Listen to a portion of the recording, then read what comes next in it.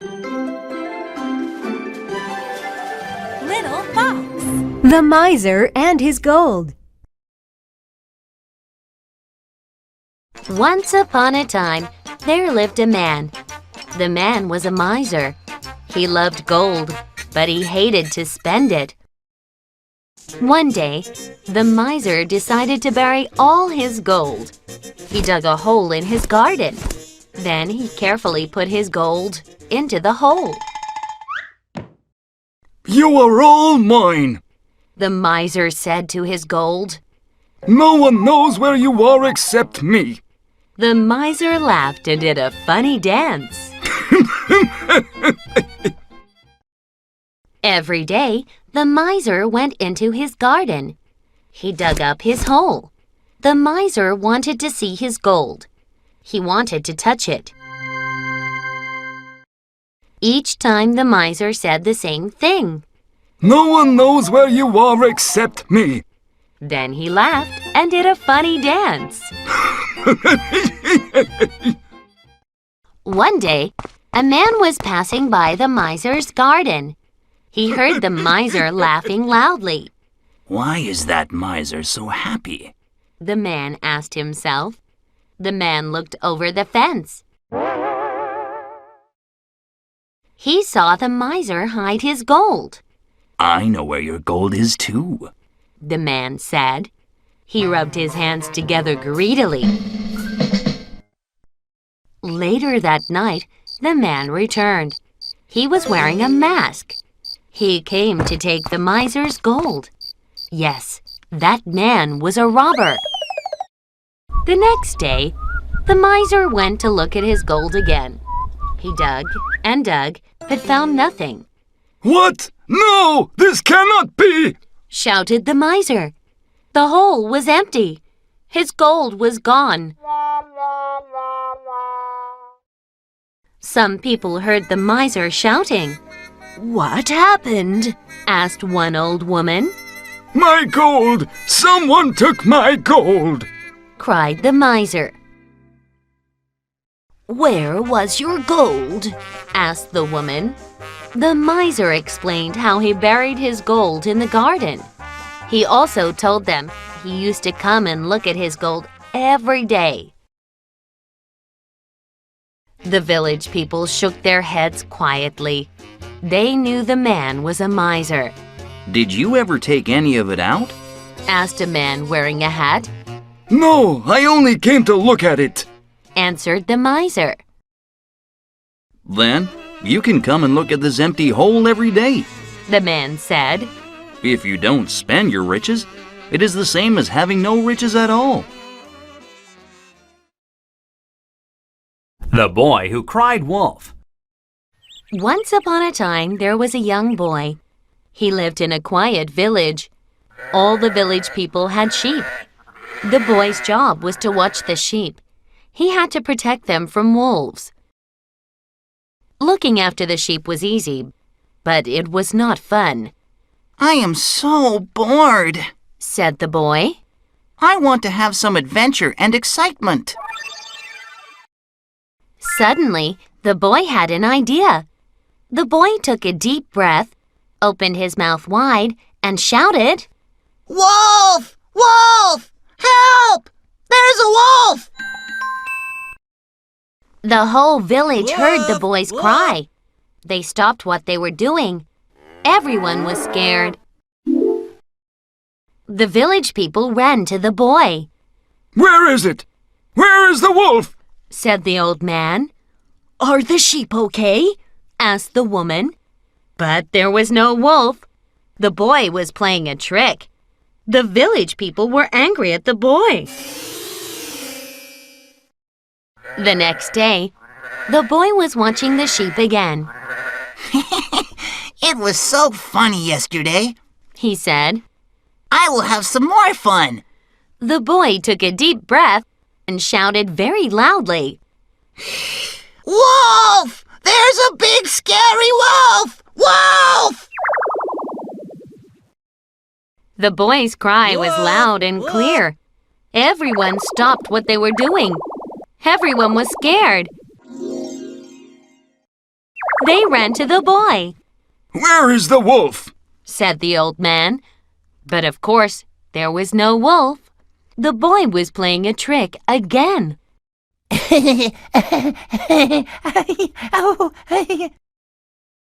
Don't cry wolf when there is no wolf! They shouted. Later that afternoon, the boy was getting ready to go home.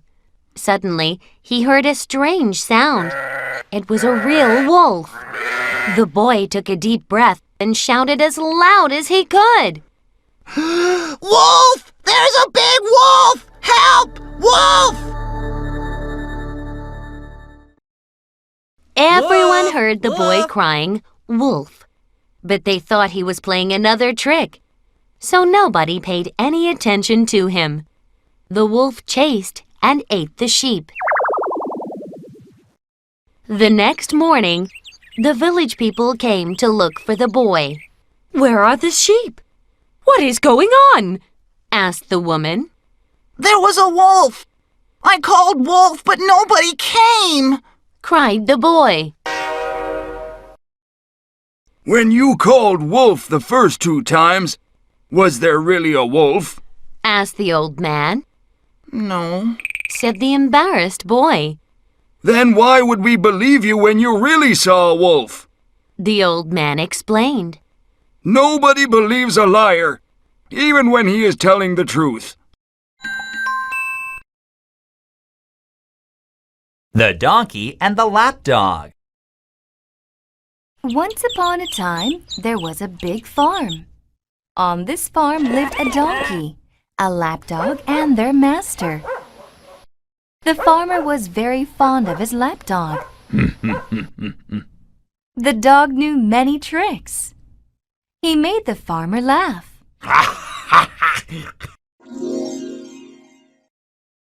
The donkey worked very hard for his master.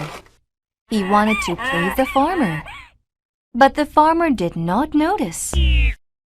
I wish I didn't have to work so hard, Said the donkey. The dog does nothing, but the farmer still loves him. I wish I could do nothing. Of course, the donkey had a warm stable to sleep in. He had lots of food to eat and water to drink. The farmer made sure the donkey was as comfortable as any other donkey. But the donkey was still jealous of the dog. The donkey wanted to live inside the house with the farmer. He wanted to sit around and do nothing, just like the dog. One day, the donkey decided to quit being a donkey. I am going to be just like the dog. Said the donkey. Then the farmer will love me as much as he loves the dog.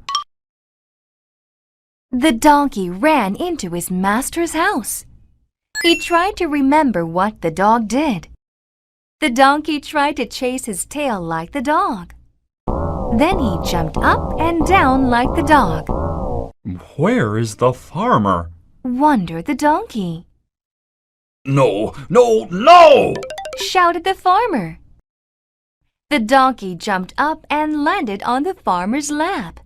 Then he licked the farmer's face, just like the dog. The donkey waited for the farmer to pet him on the head or give him a special treat. But instead of a treat, the donkey got a big surprise.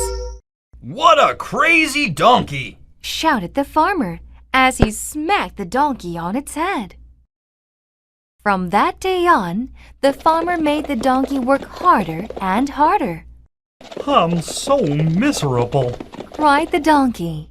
Why did I ever want to be like the dog? He wailed. It is better to be happy with what you have than to take something you are not fit to receive.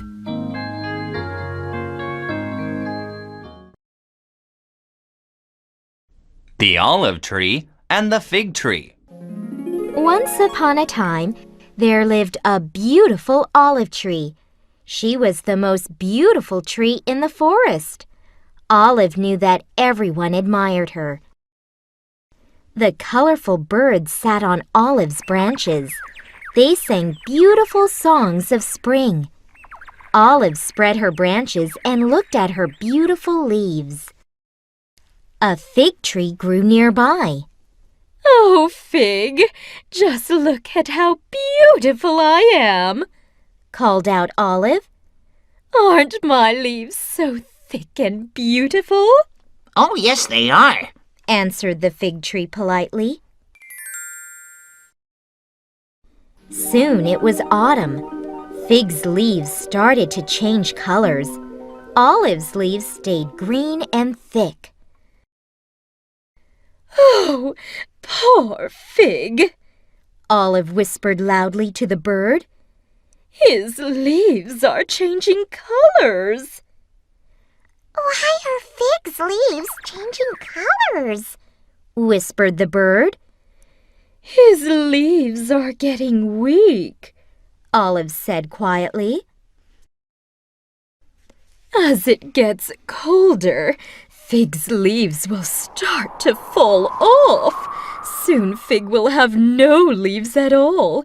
He will be naked and ugly." "What about you, Olive?" asked the little bird. "Don't worry about me," Olive answered proudly. "My leaves are the same all year round. They are always thick green and beautiful." Winter arrived a few months later. "Oh, poor Fig," cried Olive. "You must be so cold standing there naked. I wish I could give you some of my leaves." Fig knew that Olive was teasing him. Sometimes he wished he had beautiful leaves all year long, too. But he was not an olive tree.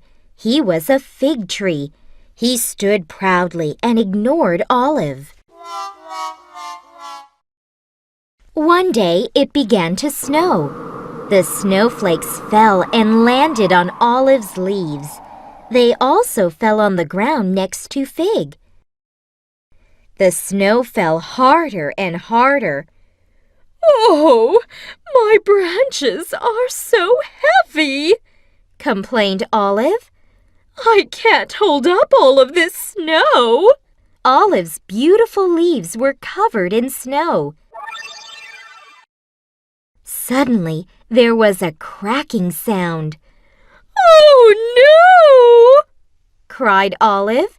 Olive's branches broke and fell off, one after another. Soon, she had no branches left.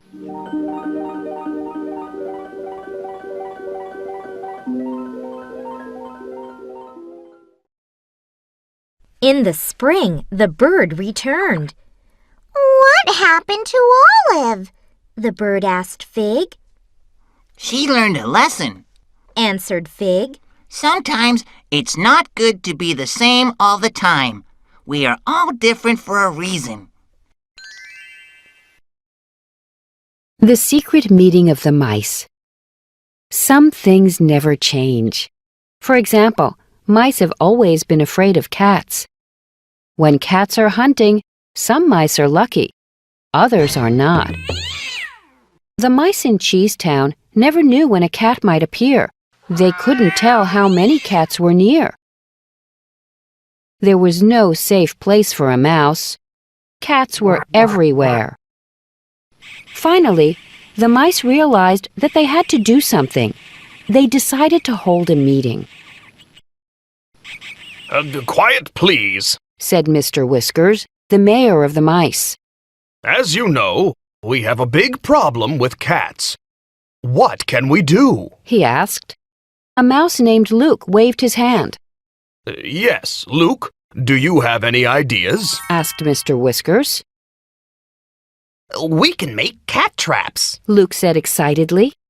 Instead of cheese, we can use fake mice. Any other ideas? Mr. Whiskers asked. Yes, Alice?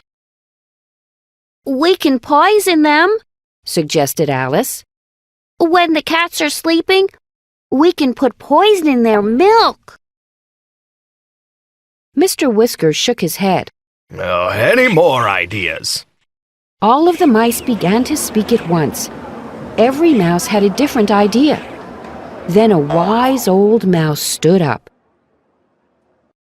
He spoke slowly and quietly. If we could hear a cat coming, then we could hide. But how will we hear if a cat is coming? Mr. Whiskers asked. The old mouse paused and thought. We can tie bells around the cats' necks while they are sleeping, he said. When we hear a bell, we will know a cat is coming. All the mice stood up and cheered. It was a great idea. It seemed like all their troubles were solved. But who will tie the bells to the cats? Asked a small mouse. Everyone stopped cheering. Finally, the old mouse spoke. Some things are easier said than done. The Bear and the Two Travelers. Tom and John were hiking in a forest. The two men were very close friends. We have been friends for many years, said Tom. Yes, we have. Agreed John. Since we were children. Tom was lucky because he had found gold on his farm. He became rich, but John was still very poor. Tom's family lived in a mansion, but John's family lived in a small cabin. John, I think your family needs a new house, said Tom. Yes, of course we do, but we are too poor, said John. Please, let me help you build a new house, offered Tom. I've had good luck, and I want to share it with you. Oh, thank you, Tom, said John. You are a true friend. Merrily, John and Tom walked through the forest. Suddenly, they saw a bear. The bear also saw them and ran toward them. John was a very fast runner. He left Tom behind and ran as fast as he could. Quickly, he climbed a tree. Tom could not run away from the bear. He turned around and saw that the bear was very close. It is no use. I am finished. The bear will eat me, he said. Suddenly, Tom had an idea. Bears do not eat dead people, he thought. So Tom lay down on the ground. He held his breath. He tried to lie very, very still. The bear sniffed Tom, but Tom did not move. The bear looked at Tom very closely. Then he licked his ear. Tom still did not move. Oh, please don't eat me, please, thought Tom. Finally, the bear walked away. John saw the bear walk away, so he climbed down and ran up to Tom. The bear did not eat you, he said. No, he didn't. John was surprised. Tom did not look very happy. Tom, you should be happy you're alive. I guess so, said Tom. John wondered why Tom was upset. Did the bear whisper something to Tom? He thought. Tom, what did the bear whisper in your ear? He asked. Tom answered. The bear said, "Your friend has run away. He is not a very good friend." John realized that he had not been a true friend. Tom walked away sadly. John was very sad and ashamed. He had lost his friend. Remember, A true friend will always help. The Tortoise and the Hare. Every day the Tortoise took a walk around the lake. He enjoyed walking very much. While walking one day, the Tortoise heard a sound like the wind. A hare rushed by, and the Tortoise fell over on his back.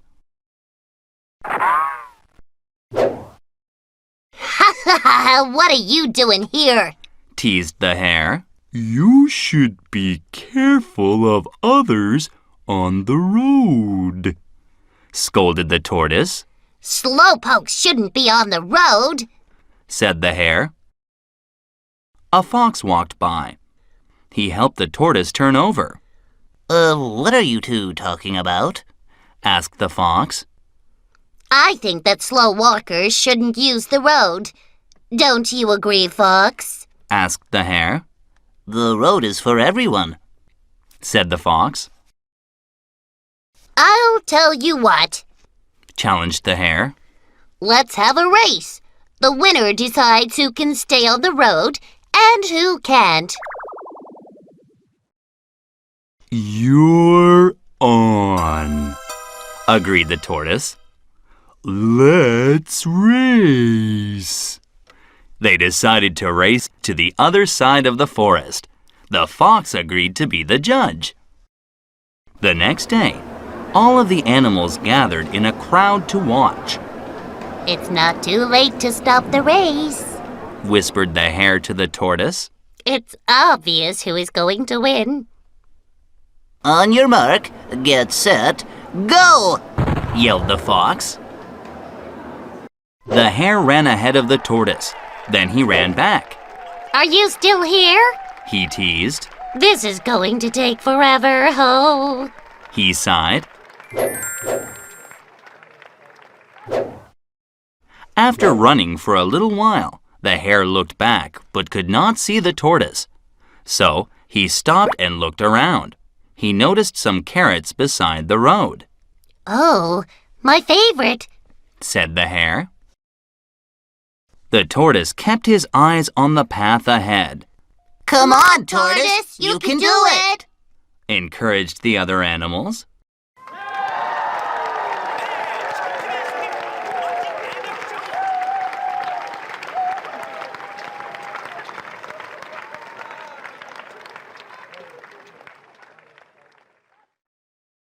The Hare ate a lot of carrots. Oh, I'm so full, he groaned.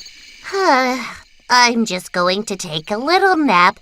The Tortoise is still way behind me. Meanwhile, the Tortoise kept walking steadily. He never gave up. He never stopped.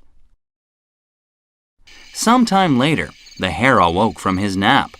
He thought he was still far ahead.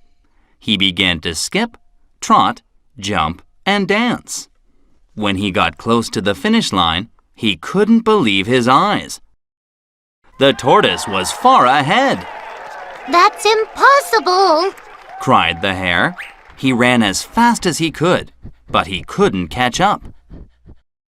The Tortoise crossed the finish line. He won the race.